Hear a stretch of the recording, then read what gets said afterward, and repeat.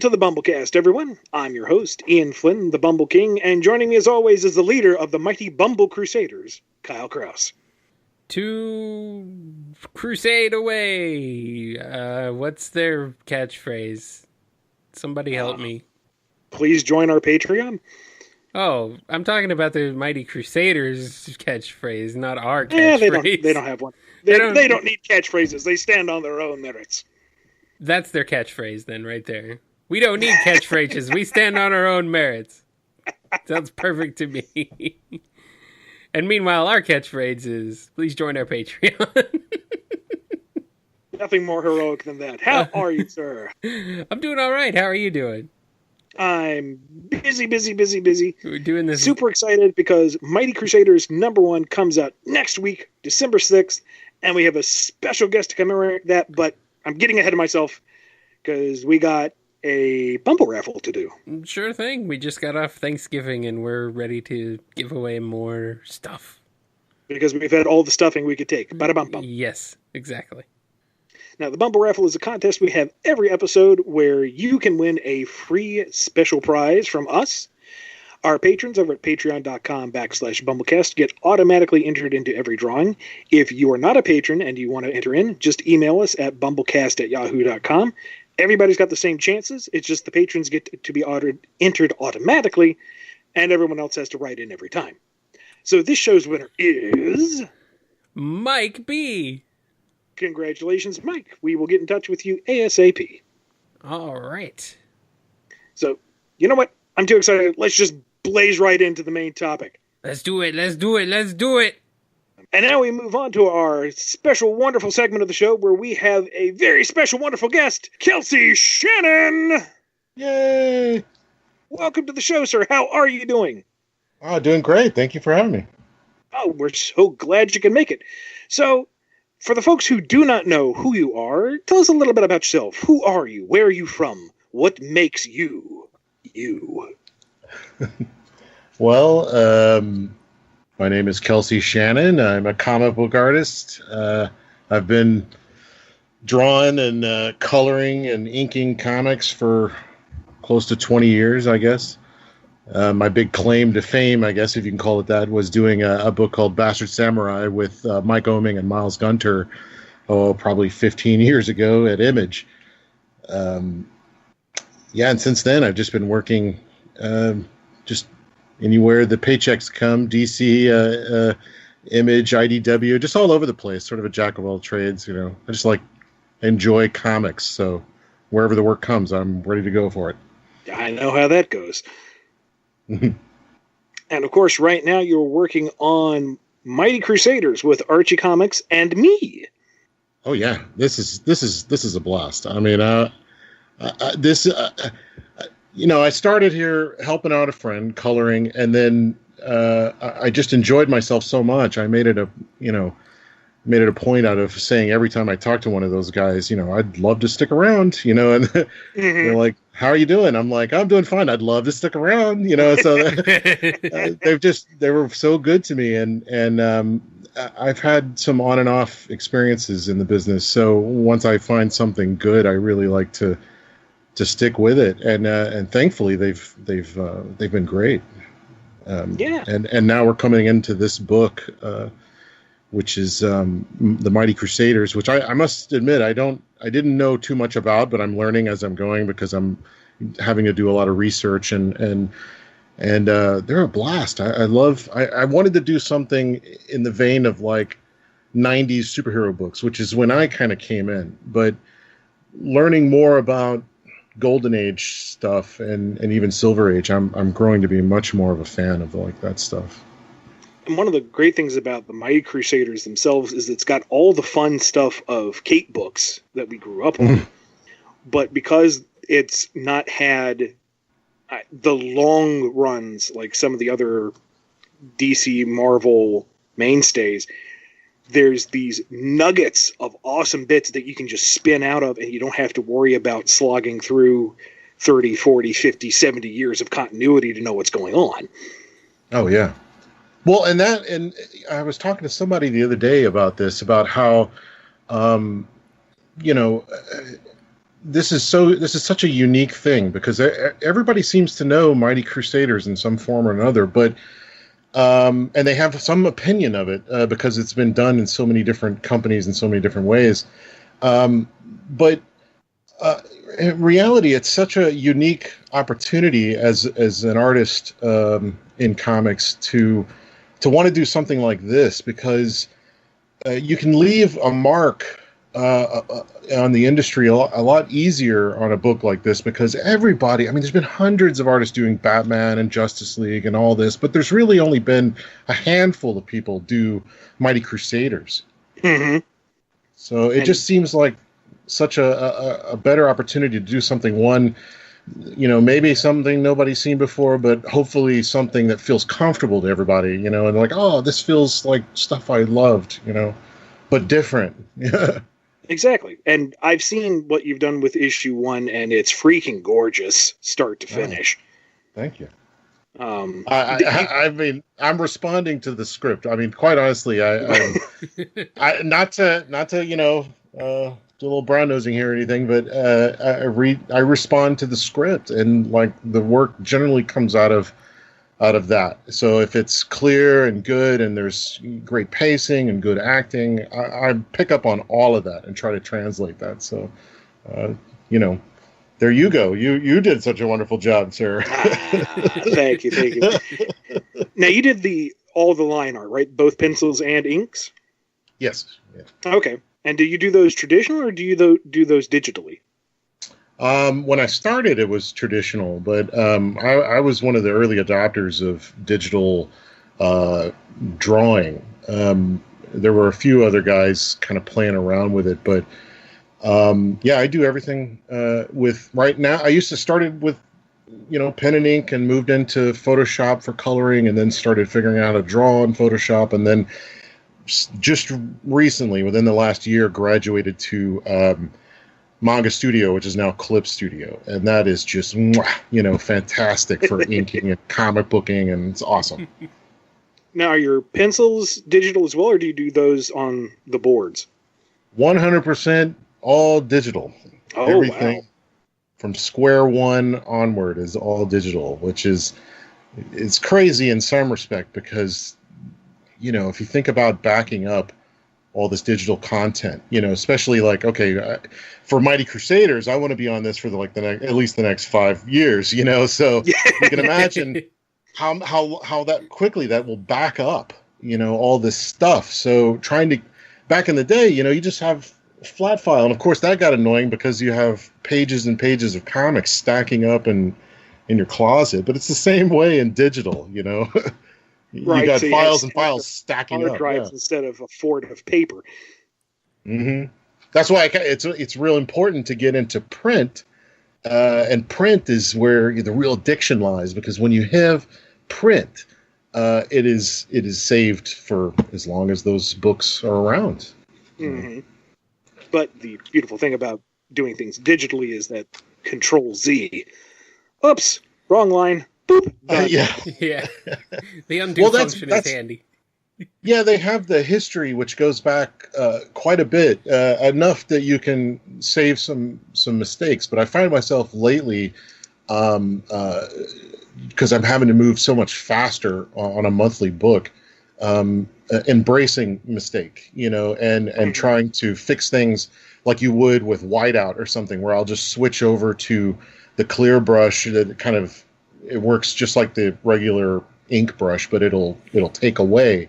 So you can, it's almost, it forces you to make better choices at the beginning, instead of, I can always rely on my undo button. So.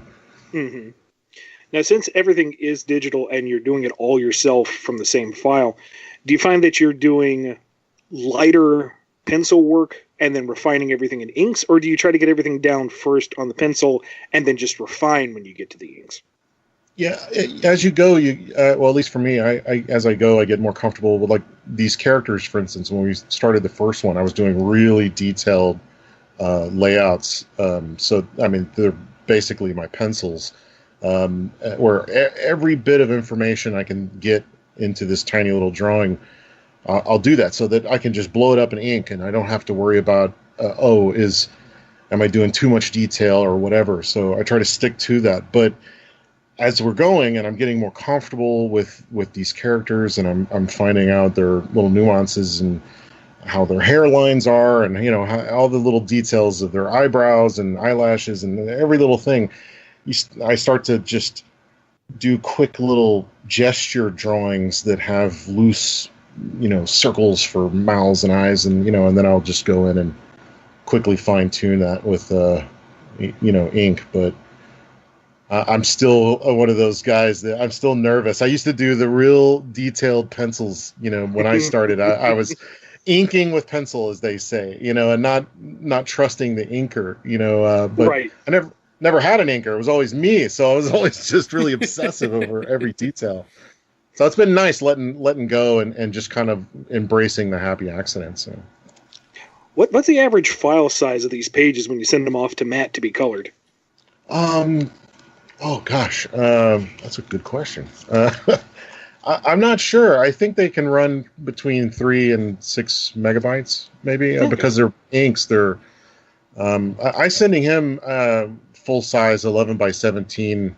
I mean, they're digital, but they're 400 dpi, 11 by 17. I'm trying to get them as big as possible, and then he can resize them and do whatever he wants. But I have a feeling we're going to probably do them closer to comic book size as we go, because it does eat up less, memory and all that other stuff. And I know you've seen the pages too with Matt Herm's colors, and aren't they not just the most beautiful thing in the world?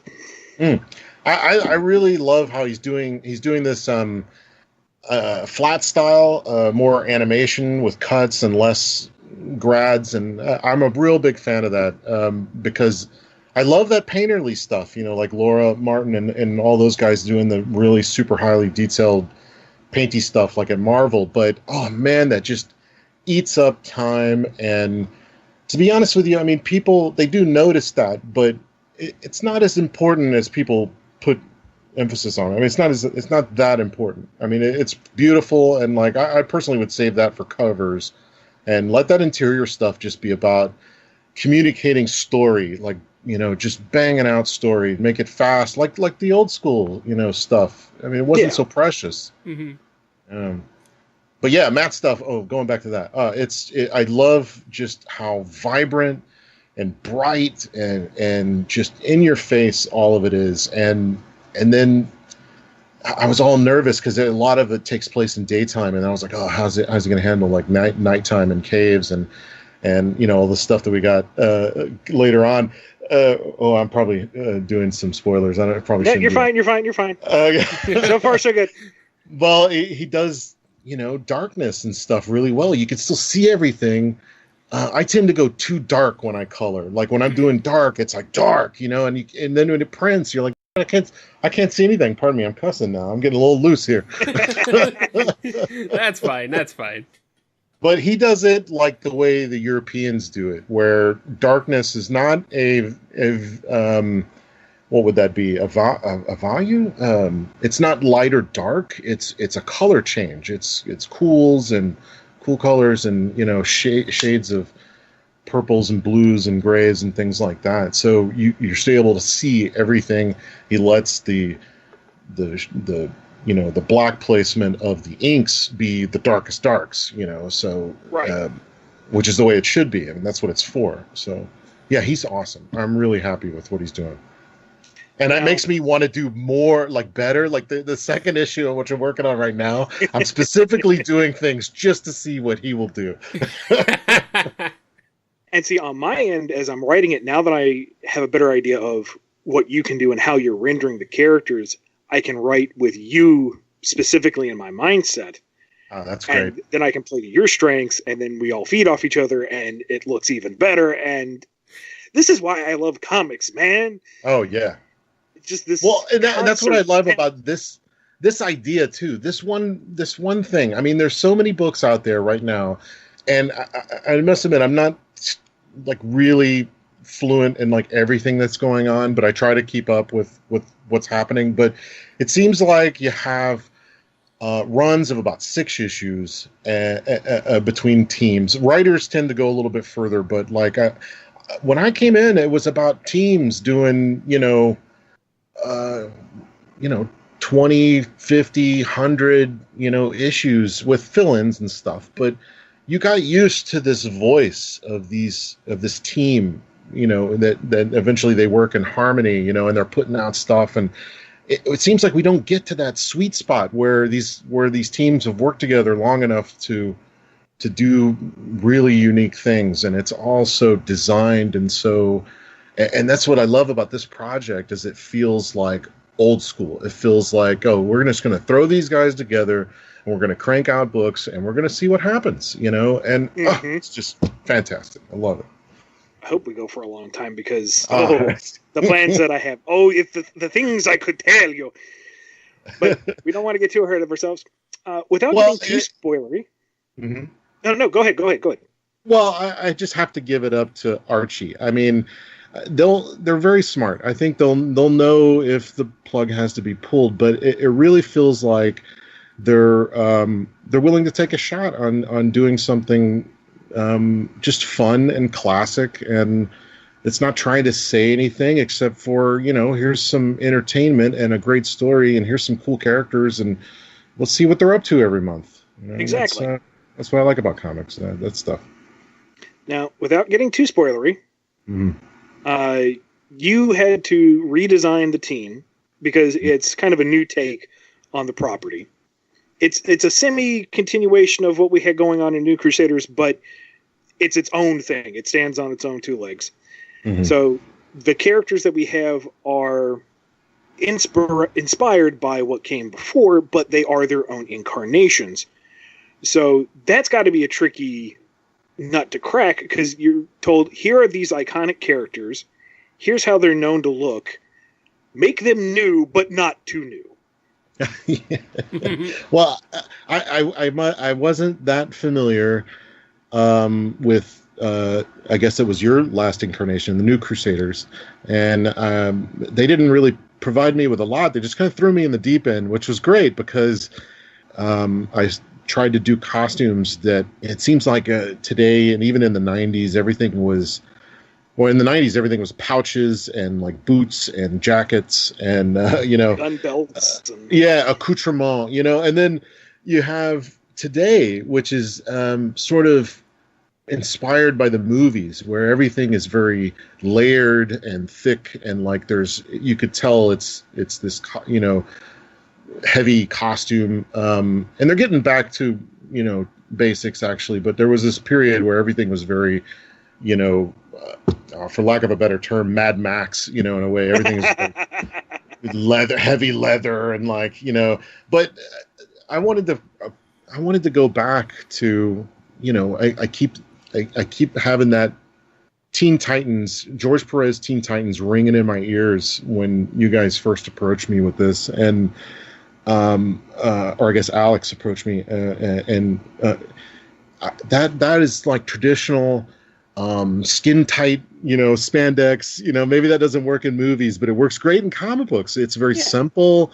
You just create clean lines and, it's just simplified and colorful. And, that's kind of when I went for it. But I went straight from, I guess, the new Adventures of Mighty Crusaders, which I guess was second season of it, which was Rich Buckler, I think, was drawing it, and the first one. So I was drawing from the original stuff, and what I did was we had one particular main character. I don't know if we can say who it is, but she had her own series, and we kept her costume pretty much the same. Only I took parts away. That were that accoutrement, those, belts and all this other stuff, and tried to simplify it. And since she seemed like a very focal point in the development of this series, I took her iconography that they've had designed, and I spread that through the rest of the team. And it's such a, I'm so glad I didn't think about it too much, because I now having more of an idea of who these characters are and their relationship to everyone else who reads comics. They all seem to know these guys, have an opinion, and I'm just glad I had to do it quickly, and because I probably would have stressed over it a lot more. Honestly, I really, really like the way that you took that central theme and spread it across the team, because I'm a sucker for the old blue and gold X-Men theme. Yeah, same here. And you did this perfect, in my humble opinion, this perfect balance of keeping everyone in the same theme without it looking redundant. You know, you don't look at anyone and get confused. They all look like they're part of the team. And then the characters who are not quite in the same theme, that tells the story of who they are right there. Yeah. So it's all these wonderful, simple visual cues. And yeah, the costume designs are great. Is there any one character in particular that you are favorable towards, the one that you liked the best? Let me see. Oh man, I'm like a parent, you know. I'm like it's hard to pick, you know, favorites. But my favorite costume is for a character that we haven't seen that particular version of yet. So she's appeared, you know, her super, or I guess quote unquote her alter ego so far. So I'm trying to think of how to say this without saying it. You know, like you can name. Oh well, okay. Name drop it, and folks will figure it out as the book comes out. Well, it's hard. I don't know. What's I'm drawing a blank. The ghost. Darkling. Darkling. Oh, thank you. Yeah, her alter ego, her, I guess if you can call it that, her other self, you know, if we're even going to get to that part, but she's like, you know, dark and angsty and, you know, I don't know, just very interesting. Also like Sterling a lot, Steel Sterling, because he's closer to the original old school design, and I haven't captured him yet. Like, he seems to be the hardest one to figure out for me, and I don't know why that is. But yeah, it's a tricky thing. I like them all you know, for their various things. I'd have to say my favorite part are the villains and stuff that pop in and out. Those present a chance to like draw something new and unique. I mean, I really enjoy that. But as far as the team goes, I'm still kind of figuring that out. Yeah. Okay. I mean, I hate that question when I get it, but it's always fun to put people on the spot with it. Yeah, that was a tricky one. That one really threw me for a loop there. This episode is airing on the 27th, which means you folks listening to it now, you can pick up Mighty Crusaders #1 at your local comic store or on archiecomics.com this coming Wednesday, December 6th. Kelsey, is there anything else you're just super jazzed about with the book that you want to point out before we really get ahead of ourselves and spoil everything? Oh, well, there's a lot of great covers that are coming with this. I didn't know how many they had. I mean, I was like, who's doing alternate cover? And they were like, well, Matt Smith, who I love. And I just assumed, not knowing Archie, they do a lot of different covers. I just thought Matt was going to do all of them. And covers started coming in from this Torres, and I forget the first name, from Matt Smith, from Phil Jimenez, right? I mean, just all these guys that are, and I just go and sneak and take a look at them on the server, but there's so many like really cool. I'm actually redrawing characters based on how other artists are doing them. You know, like oh, look at how he did Darkling. Oh, look at how he approached the little costume niches there. Oh, and then I'm subtly trying to redesign. Hopefully nobody's noticing, but I'm definitely, because I had to draw these guys first. It's kind of, maybe I didn't think it through all the way. I'm seeing these other artists do it, like, oh, that was a good idea. Let me. You had set the standard. You are now the look of the next chapter in the Crusaders. Well, that's what I do love. Like, I can't wait for, say 25 issues from now. I want to go for as long as I can go before someone else gets a stab at this. But I do look forward to the idea that this book will keep going, X-Men style, or, and other artists can come in and put their little stamp on it. And where they will go with it. That's just really exciting, the idea of that. Because I've seen everything that's come before, and I love that stuff. But we haven't had a real new long form Mighty Crusaders storyline, which could really evolve and change over time. And that's exciting with the potential of this. I'm hopeful. Very hopeful. Oh, absolutely. And I have plans. Plans. Maybe after the show I shall tell you these plans.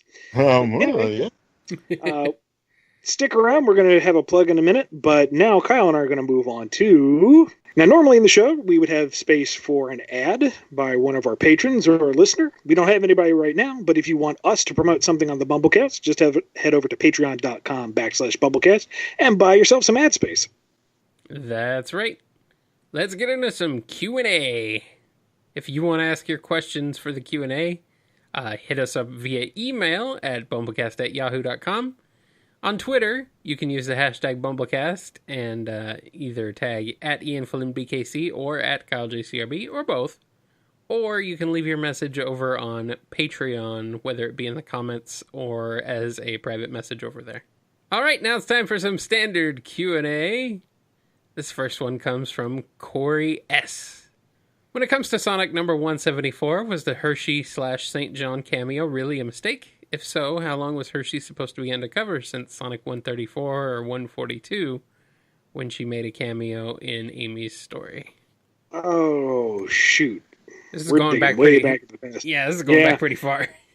Now, my first issue there was 160, so I can't really speak to anyone's intentions before that. Sure. With 174, I'm fairly certain it was a mistake, with the idea being that she and Jeffrey were pretty much always away on a mission. Mm-hmm. But without going back and rereading all that and refamiliarizing myself, I can't say with certainty. Ultimately, it was not a big deal, I guess. All right. Next one comes from Diamond Death. Fill in the blanks. Fang is a sniper because he shoots, Bean is a dynamite because he makes bombs, and Bark is a blank because he blanks. I know he's a polar bear, but he's the odd one out here. I'm thinking we should call him Bark the Beef because he's beefy, or maybe Bark the Fist because he punches. Bark is a polar bear because that's what he wants to be. And when you can do what he does, you don't argue with Bark. No, he doesn't have to say anything. You say, "Hey, Bark, are you the beefy?" And he just kind of cracks his knuckles and like, "You're the polar bear." Got it. No problem there. Let's just move on. Yeah, that's the thing. That's the thing about Bark is he doesn't argue with you. If you try to argue with him, he just punches you. So, yeah, it's just what he wants to be, and that's how it is. Yeah. Dig a shallow grave in the tundra, but it doesn't matter because he's crumpled you like a paper ball. Pretty much. And our last question on this episode comes from Sonic Blue Ranger. Was Uncanny Valley High an idea you pitched to Space Goat, or did they come to you to develop it? Good question. Don't get a lot of questions about Uncanny Valley High. So, cool on you for knowing about it. That's why I threw it in here. Space Ghost approached... Space Ghost approached me with a project and said, "This is what we want to do. Do you have any ideas?" And me being me said, "Of course." And we went from there. Okay. So they came with me with the basic premise, and I fleshed everything out from there, from characters to some of the sight gags to the fine-tuning the premise, pitching the individual stories. They basically came with the core idea, and I got to flesh it out from there. That sounds familiar. Like we've done that before. Well, I'm sure I spoke about it when it was coming out on the BumbleKast, but, you know, sure. Never hurts to refer. Exactly. It's still coming out. Like, they're trickling out bits and pieces, so be sure to check it out. I know I tweet it every time they've got pages coming, so check out my Twitter. We'll get to that when we get to the plugs. All right. Well, we're pretty much at the plugs, so because we're done with the Q&A, so let's move on to our outro. Ian, what do you got for me? And then we've got all that done. Let's see if I can do this again. Can you? 2 weeks in a row. Can you do it? 2 episodes in a row. Before we wrap up the show, I'm going to give a big shout out to everyone who makes this show possible over on patreon.com/BumbleKast. All of you are beautiful people, and we greatly appreciate all the support that you've shown us. Here we go. All our patrons. One breath. Daniel H., Alex P., Zephyr Flame, Chris A., Damo, John B., Sam Cybercut, Mike B., Connell T., Samuel P., Justin G., Jennifer R., David C., Revan the Light, Diane W., Lisa M., Today's Passenger, Artendi M., Scruffy Matt, Lee H. K., James G., Chevelle, Don B., Sin Fritz, A.E. Double Taco, Elgato Comics, John M., Isvarovich 9X, darn it! James K., Overthinking Films, Adam T., and Ron. Oh, it sounded like you were going to make it. So close, and yet so far. Oh, man. Oh, man. Well, you know, at least you did it that one time. I did, and I will do it again. It will happen again. You just, the rest of you out there also just have to become patrons, so. That'll help. The more patrons we have, the more likely Ian is to be able to say all the names in one breath. You can do it. I believe in you. So that's going to wrap us up for this episode. Kelsey, is there anything that you want to plug? Anything you're working on besides Mighty Crusaders, or anything you want to give a shout out to?